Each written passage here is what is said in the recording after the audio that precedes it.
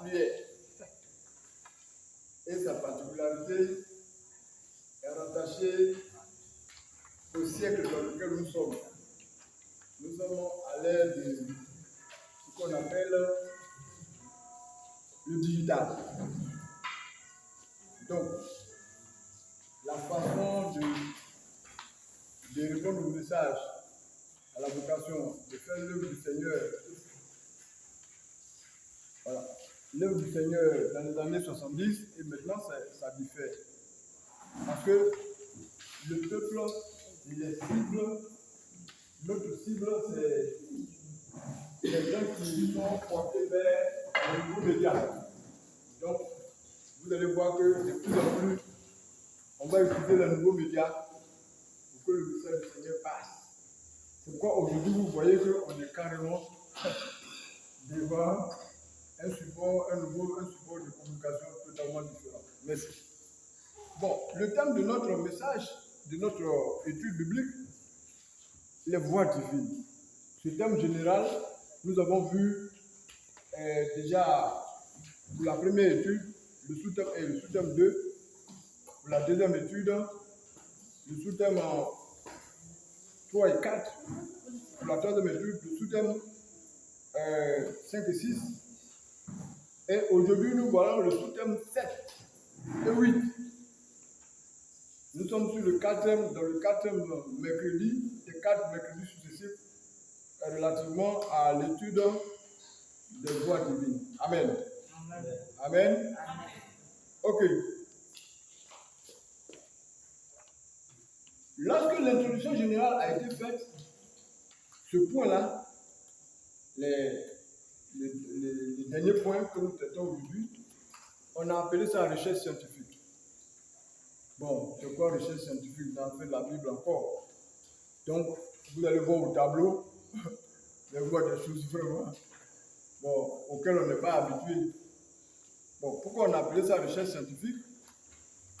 C'est que quand un objet est mal connu, méconnu, inconnu, alors quand les contours et les pourtours de l'objet là sont flous, alors on procède à une recherche scientifique tout autour de l'objet pour éviter le tâtonnement, le hasard. Amen. Amen. Amen. Amen. Donc, en effet, l'insondabilité des voies de Dieu, vous voyez dans le passage de Deutéronome 29, il est écrit: les choses cachées sont réservées à l'Éternel et les choses révélées sont à nous, à nos enfants. Vous voyez, vous savez ce que ça veut dire? Ça veut dire qu'il y a des choses que le Seigneur, il n'y a pas de salut dedans. Ce n'est pas nécessaire, ça ne sauve personne. Voilà, donc le Seigneur s'est réservé le droit de ça. Et ce dont nous avons besoin pour notre bien-être sur la terre ici et pour notre bien-être pour entrer dans la félicité éternelle, c'est de ça que le Seigneur nous révèle. Amen. Bien-aimé, si on dit la chevelure de Dieu là, c'est de couleur bleu violacé, ça te sauve? Bien-aimé, est-ce que ça te sauve? Non. Si tu sais que la couleur des cheveux de Dieu là, c'est pas noir, mais c'est bleu, est-ce que ça te sauve? Non. Donc c'est pas nécessaire. Ok, amen.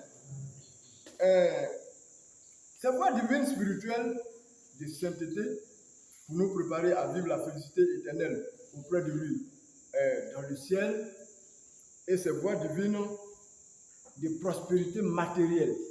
Bien aimé, parce que les gens se demandent bien, mais est-ce que dans l'affaire des richesses de la terre, Dieu est dedans aussi?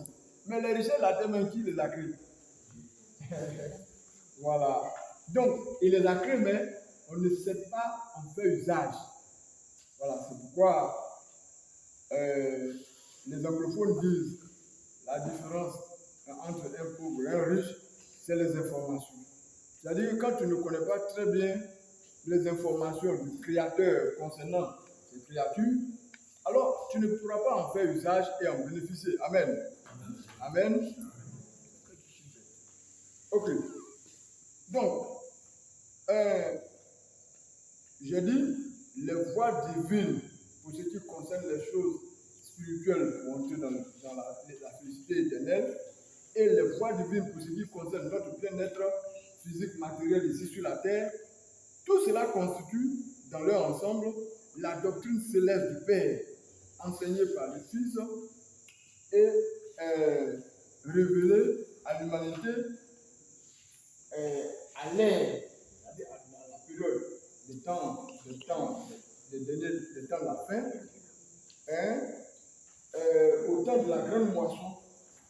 Et ce temps de la grande moisson coïncide avec ce qu'on appelle le temps de la digitalisation, hein, le numérique. Donc les deux vont aller de pair, et parce que l'Éternel vise quoi? Il vise un salut massif. C'est pourquoi vous voyez, ce que vous voyez là, c'est pour que l'humanité soit enseignée et que beaucoup de gens soient sauvés dans la période de l'Église, la période, on appelle cette période la période de l'Église, la période de la grande moisson, la période des temps de la fin, tout ça, c'est cette même période. Et nous voyons que tout le monde se rue vers les nouveaux médias. Donc, si on ne veut pas passer par les nouveaux médias aussi, on ne peut pas les avoir. Vous êtes d'accord avec moi? Amen. Ok. Et ces voies, donc, Dieu dans son plan divin, il a fait coïncider ces deux-là, l'avènement comment on appelle ça, des NTIC, des nouvelles technologies de l'information et de la communication, et le temps de la grande moisson. Les deux ont coïncidé, mais vous allez voir ce que l'Éternel vise en faisant ça. Amen. Amen. Ces voies divines sont une conduite, une suite d'actes orientés vers une fin prédéterminée par l'Éternel. Hein?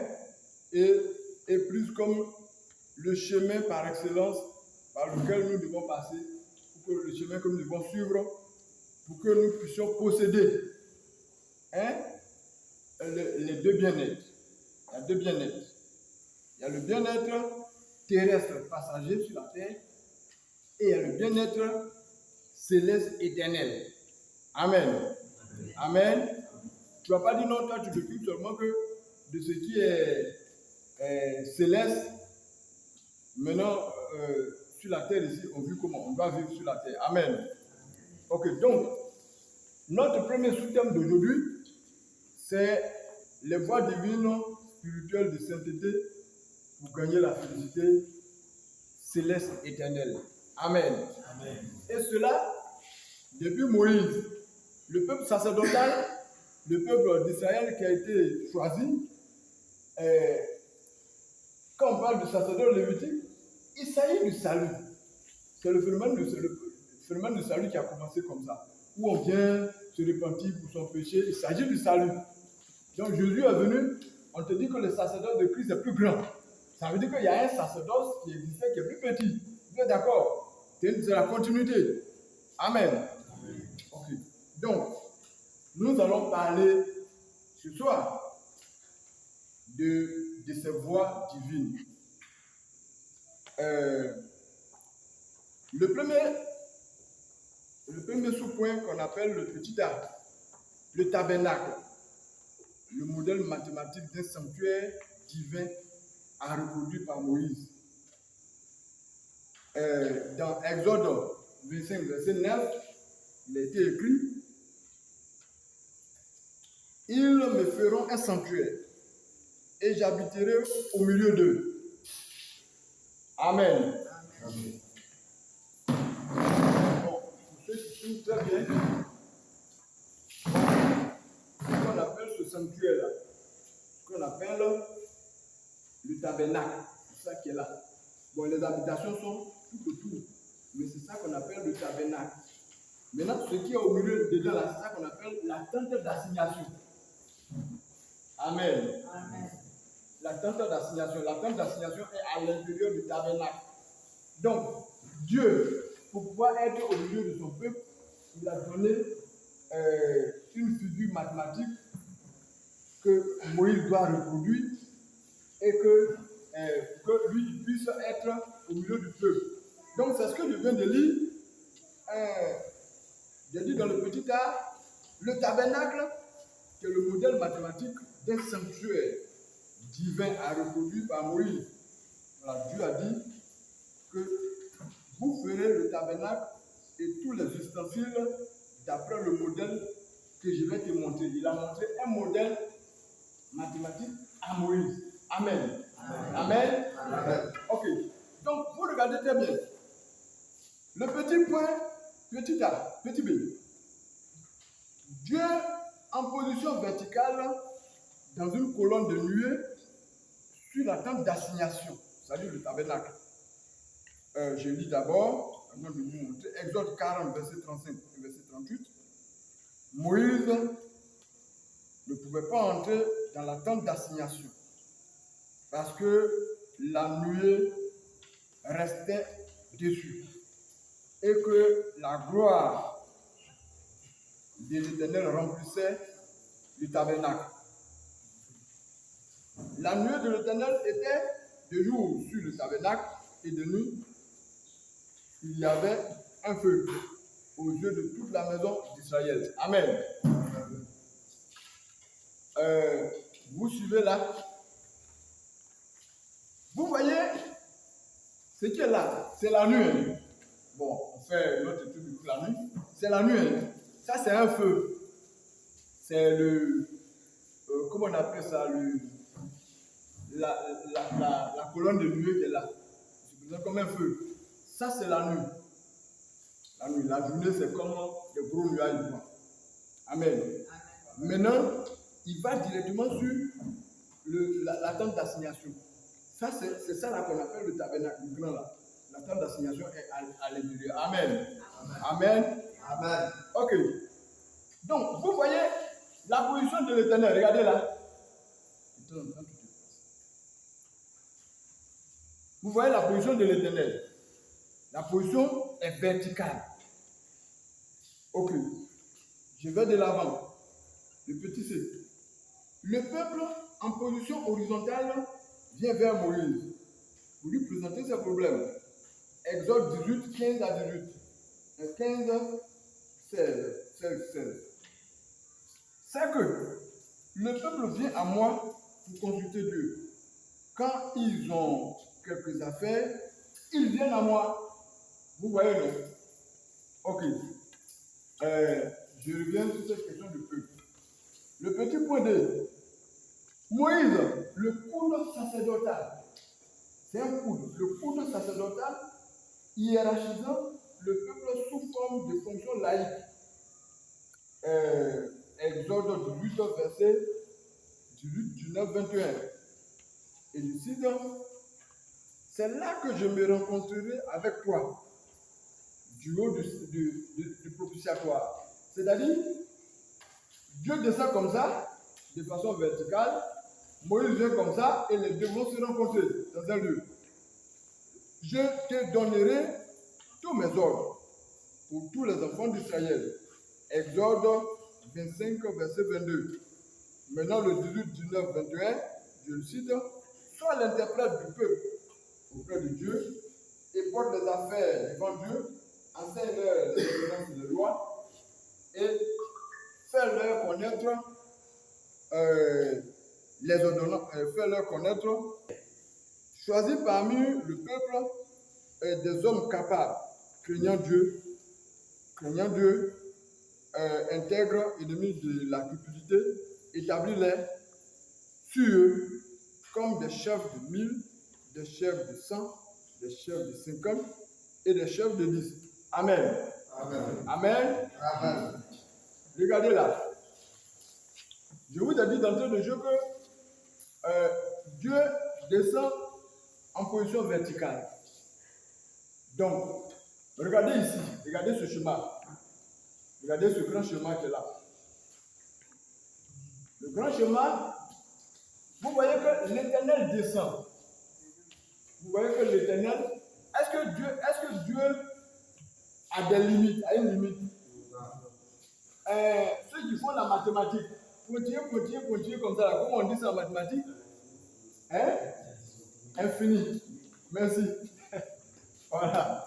Continuez comme ça. Est-ce que l'Éternel a une limite? Non. Il n'a pas de limite. Donc, vous voyez, non? Regardez là. Regardez très bien. Clignez l'œil comme ça. Fermez l'œil à moitié et puis regardez là. Vous allez voir ce chemin-là se dessiner ici. Regardez bien ici là. Lui, il est là. Regardez, je dis bien celui-là. Celui-là. Si vous clignez l'œil comme ça, vous allez voir ce schéma-là se dessiner ici. Donc vous voyez que l'Éternel descend. Mais il est infini. Mais il descend là. Amen. Amen. Ok. Donc, vous voyez, c'est de là qu'est sorti ça. Ça. C'est de là. Regardez là. Ok. Donc, vous voyez que l'Éternel descend. Et il va rencontrer Moïse. Il dit il va rencontrer Moïse. Et vous voyez que Moïse a des relations avec le peuple, des relations verticales et horizontales, et a des relations avec l'Éternel, des relations verticales. Vous connaissez en plomberie, non? En plomberie, regardez très bien. Cet objet de couleur jaune qui est là, c'est quoi? Comment on appelle ça? Le coude. Donc vous voyez ici qu'on se retrouve devant un schéma mathématique. Amen. Amen. Voilà. Donc, que tu veuilles ou pas, quand Dieu dit, je t'ai montré, il y a un modèle que je te montre là. Quand tu as le mot modèle, c'est qu'il y a mathématique. Amen. Amen. Ok. Donc, vous regardez très bien, l'Éternel qui descend, il n'a pas de limite ici, qui descend et qui arrive quelque part ici, et il rencontre Moïse. Moïse qui a des relations avec le peuple, et Moïse qui a des relations avec l'Éternel. Regardez très bien. Il y a une stratification. C'est ça que l'église de Jésus-Christ suit. Moïse est le chef, chez qui tout le peuple vient porter ses affaires. Et il envoie les affaires devant l'Éternel. Et en même temps, j'étais dans un truc de déplacement de ceux qui sont derrière. Et en même temps, Moïse est le chef de mille. Amen. Amen. Et le chef de mille supervise le chef de 100. Et le chef de 100 supervise le chef de 50. Et supervise le chef de 10. Et ceux qui regardent très bien, vous voyez un petit point noir. Un individu. Amen. Amen. Un petit point noir ici, là, au bout ici. Voilà. Ça, c'est un individu. Lui, il est supervisé par le chef de 10. Amen. Amen. Voici le schéma, voici la voie qui nous a été montrée depuis l'Ancien Testament, ce schéma qui est là, et qui est sous-jacente au schéma du Nouveau Testament. Parce que dans le Nouveau Testament, on ne voit pas ça apparaître, mais c'est ça qui apparaît. Quand on parle de la transformation au niveau des églises de maison, c'est ça, c'est ce schéma-là qui est là. Regardez, vous entendez souvent bishop. Ça, c'est un de mes grands enseignements. Bishop. Regardez, voilà la position de bishop. Bishop de mille. Parce que, quand vous regardez dans la Bible, le bishop, ce n'est pas une fonction sacerdotale, c'est une fonction laïque. Le diacre, ce n'est pas une fonction sacerdotale, c'est une fonction laïque. L'ancien, ce n'est pas une fonction sacerdotale, c'est une fonction laïque. C'est que vous entendez bishop, qui est devenu plus grand que les pasteurs. Ça, c'est un de mes grands enseignements. J'ai tapé dessus. Tous les gens du corps de Christ, celui qui veut entendre, va entendre. Celui qui veut la vérité, va comprendre ça. Donc, quand vous voyez bishop, le bishop, c'est qui? C'est celui qu'on appelle l'évêque. L'évêque, le grec dit épiscopos. Épiscopos, ça dit, c'est un surveillant. Vous voyez, donc, quand vous prenez dans l'Ancien Testament là-bas, on a bien écrit ici, établis-les sur eux, comme des chefs de mille. Des chefs, ça dit sur eux. Voilà. L'anglais dit overseer. Ok. Établis-les sur eux. C'est ça qu'on appelle surveillant. C'est ça qui est le bishop. Mais le bishop, dans la Bible, ce n'est pas une fonction sacerdotale. C'est une fonction laïque. Regardez là. Qu'est-ce qu'il fait sacerdotal ici? C'est le couple. Vous voyez votre père spirituel, tous les problèmes là, vous envoyez vers lui. Puis lui, il envoie ça en haut. c'est la fonction de Moïse, c'est la fonction du pasteur, c'est ça, vous comprenez, non? Vous comprenez ça? Voilà. Maintenant, après celui qui a la fonction sacerdotale, celui qui est là, le chef de mille, c'est pas une fonction sacerdotale, c'est une fonction laïque dans le peuple. Le chef de 100, ce n'est pas une fonction sacerdotale, c'est une fonction laïque dans le peuple. Le chef de 50, c'est une fonction laïque dans le peuple. Le chef de 10, c'est une fonction laïque dans le peuple. Jusqu'à l'individu qui est là. Vous comprenez ça? Et c'est ce que vous voyez qui est sous-jacent, ce qu'on appelle église de maison. Là. Si tu ne veux pas suivre église de maison, où il y a un jeune pasteur, il y a un jeune dirigeant ouvrier de l'église de maison, et puis la stratification, si tu ne veux pas suivre ça, c'est que tu ne veux pas entrer. Je ne sais pas si vous me comprenez. Ceux qui ne vont pas entrer de prière, là, c'est pas normal. C'est que tu ne veux pas entrer dans le voie de l'éternel. Ce que vous voyez depuis l'Ancien Testament, là, c'est sous-jacent dans le Nouveau Testament. Donc, votre père, en tant que spécialiste des églises de maison, il sait de quoi il parle. Amen. Amen. Amen. Amen. Donc, voici le schéma mathématique, c'est-à-dire à suivre pour aller au ciel. C'est cette stratification-là. Ok. Mais vous voyez ça, ça transcendait depuis l'Ancien Testament jusqu'à nous ici, en passant par le Nouveau Testament. Quand vous regardez dans le Nouveau Testament, là-bas, vous allez voir ça là-bas. Quand vous entendez bishop, c'est que évêque, quand vous entendez évêque, archevêque dans le Nouveau Testament, quand vous entendez diacre, ce ne sont pas des fonctions sacerdotales, ce sont des fonctions laïques. Vous voyez, non? Quand vous allez à l'église catholique, on appelle le prêtre. Prêtre, ce n'est pas une fonction sacerdotale, c'est une fonction laïque. Que l'église catholique en a fait une fonction sacerdotale. Prêtre. Le prêtre dit, presbyteros, ça dit aussi. C'est l'ancien qu'on appelle prêtre. Ce n'est pas une fonction sacerdotale, c'est une fonction laïque. Un peu comme à l'église catholique, mon frère, ma soeur, on a fait des fonctions sacerdotales. Vous comprenez ça? Ce sont des fonctions laïques. Diacre, c'est une fonction laïque. Évêque, c'est une fonction laïque.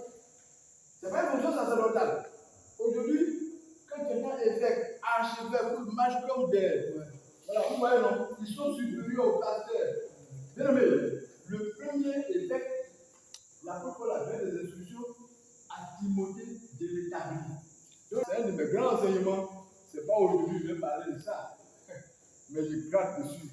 Pour que vous compreniez un peu ce schéma qui est là. Donc, le chef de mille, là, c'est lui qu'on appelle le souverain général. Et c'est lui qu'on appelle, le grec appelle épiscopos. Et c'est l'épiscopos qui a évolué, qui a donné bishop en anglais, et qui a donné évêque en français. Mais ce ne sont pas des fonctions sacerdotales. Je peux, n'importe qui, de n'importe quelle origine sur la planète Terre, on peut se faire face à face. On va démontrer, je suis sûr, j'ai la conviction qu'il va prendre le sol. Parce que là, il ne peut pas me dire le contraire. Donc quand vous entendez bishop, ça ne veut rien dire. Merci Seigneur.